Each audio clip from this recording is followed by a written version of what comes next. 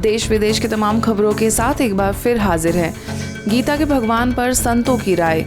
ब्रह्मा कुमारी संस्थान के अंतर्राष्ट्रीय मुख्यालय शांतिवन में चल रहे अखिल भारतीय श्रीमद् भगवद गीता के सम्मेलन में देश भर से आए नामचीन आध्यात्मिक विभूतियों ने धर्म और अध्यात्म की व्याख्या के साथ बेबाकी से अपनी राय रखी। इस सम्मेलन में गीता में वर्णित युद्ध हिंसक था या अहिंसक तथा परमात्मा सर्वव्यापी है या नहीं समेत अन्य कई विषयों पर भी सत्र आयोजित किए गए, जिनमें विभिन्न विद्वानों ने अपने विचारों को प्रकट करते हुए कहा कि महाभारत का युद्ध मनुष्य के अंदर चल रही अच्छाई और बुराइयों के आपसी द्वंद्व का प्रतीक है, इसलिए यह हिंसक नहीं अहिंसक था। संसार में दोनों तरह के मनुष्य हैं, दैविक और आसुरी संपत्ति वाले। दैविक गुणों को बोलते हुए भगवान कहते हैं उसके अंदर अहिंसा की वृत्ति होनी चाहिए। युद्ध यहाँ पर किस बात का है? अनाचार का और सदाचार का। हम परिवार के जो लोग परिवार वाले हैं वो परिवार में रहते हुए भी साधक बन सकते हैं। विजय किससे प्राप्त करनी है? काम, क्रोध, लोभ, मोह से। इन विकारों पर हमने विजय प्राप्त कर लिया।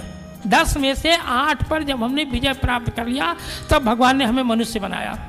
और उस 8 के बाद जब हम ब्रह्मा कुमारी संगठन की ओर चल दिए तो विश्वास कीजिए वो जो 2 विकार मेरे पास थे उसमें से 1 विकार हमने और जीत लिया।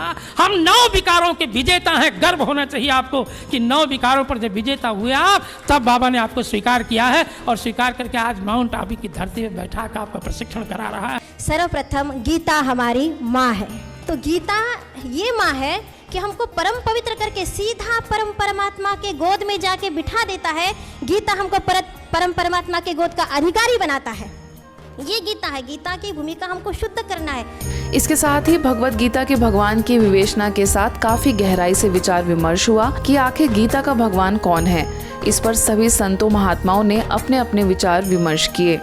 इस कार्यक्रम के दौरान यह सभी ने स्वीकार किया कि बिना राजयोग ध्यान और परमात्मा के सानिध्य के जीवन को बदला नहीं जा सकता। जो गीता है एक सागर, एक बर्फ के टुकड़े का सागर में पिघलने की प्रक्रिया की मैनुअल है और कुछ भी नहीं है। गीता दर्शन है। गीता ठीक जैसा आपको जैसा भगवान श्री कृष्ण कह रहे हैं, परमात्मा के जो वचन है वैसा उतर जाइए और कहीं कुछ भी नहीं है। हम आप लोगों के बीच में आ जाए हैं क्योंकि बहन जी ने कहा गीता की जो पृष्ठभूमि है वो गुरु और शिष्य की प्रश्नोत्तरी है। इस देश में सरस्वती, लक्ष्मी और दुर्गा को ब्रह्मा, विष्णु, शंकर से साथ गिना जाता है। उस देश में गीता भी है, पाठी भी हैं, लेकिन आज महिलाओं की अगर इज्जत कहीं सुरक्षित है तो ब्रह्मा कुमारी में।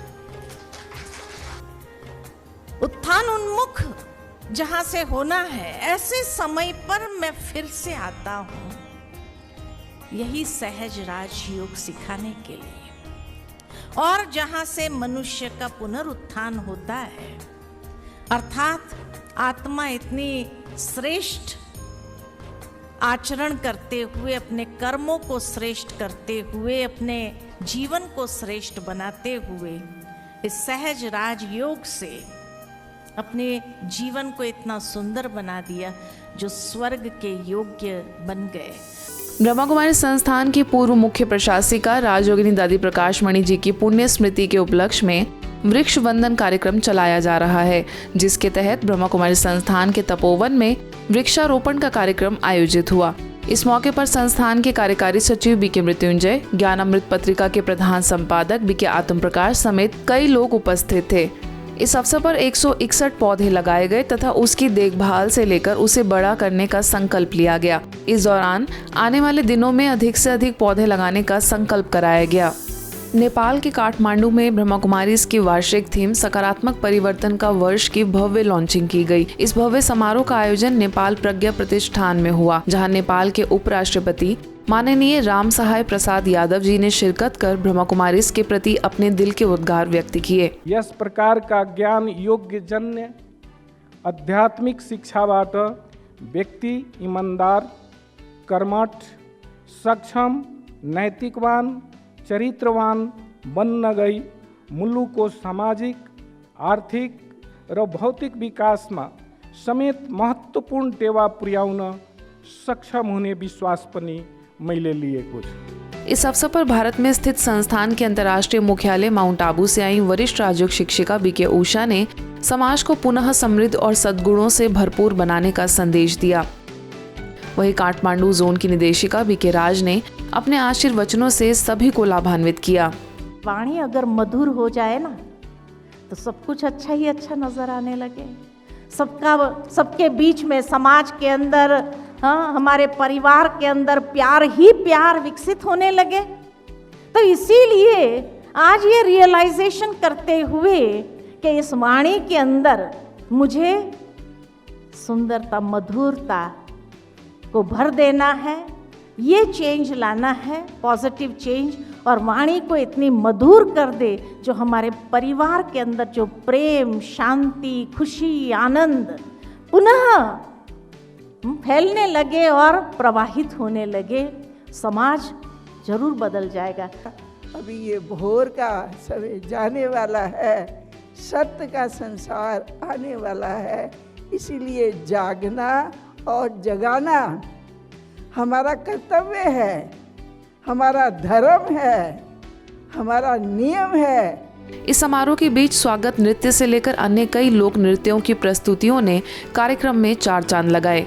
इस दौरान बीके उषा के आगमन पर सानेपा, ललितपुर और संगमपुर कॉलोनी, कुलेश्वर में भी राजयोग से संबंधित कार्यक्रम आयोजित किए गए, जिसमें तनाव प्रबंधन और सुखमय जीवन के लिए राजयोग विषय पर चर्चा की गई, जिसका कई गणमान्य अतिथियों एवं हजारों बीके सदस्यों ने लाभ लिया। ब्रह्मा कुमारीज महादेवनगर सब जोन द्वारा Y20 कार्यक्रम के समापन के उपलक्ष्य में युवा कुमार और कुमारियों के लिए स्व उन्नति का कार्यक्रम एवं Y20 श्रृंखला का समापन समारोह आयोजित हुआ, जिसमें युवा प्रभाग की उपाध्यक्षा बीके चंद्रिका ने संकल्प शक्ति को लेकर अपने अनुभव साझा किए।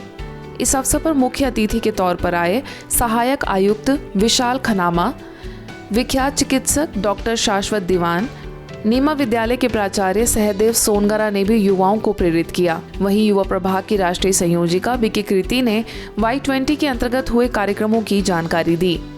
ब्रह्मा कुमारी से जुड़ा मैं 2009 में as a assistant commissioner Ahmedabad corporation में ज्वाइन हुआ था। तब मुझे ब्रह्मा कुमारी के बारे में कुछ भी नहीं पता था। 2016 में एक इंसिडेंट हुआ जिस पर आपके साथ डिस्कशन करना चाहूँगा, क्योंकि कई बार हम लोग कुछ चीज़ें जान तो लेते हैं, लेकिन उस चीज़ों को हम व्यवहार में कैसे लाएंगे ये बहुत इंपॉर्टेंट बात है। लाइफ एक ड्रामा है, लेकिन हम लोग ये एक्सेप्ट कर लेते हैं स्टेटमेंट को, लाइफ एक ड्रामा है, लेकिन हमारे साथ कोई परिस्थिति या घटना बनती है तो उसको कैसे एक्सेप्ट करें, या हमारे साथ कलीग के साथ बनती है तो उसको कैसे समझाएं। ये एक मेन काम है हमारा यूथ विंग का, हमें लोगों को समझाना है। इस समापन से पूर्व महादेवनगर सेवा केंद्र द्वारा Y20 के तहत talk show, walk for piece, wellness cafe जैसे कई वर्कशॉप्स आयोजित की गई।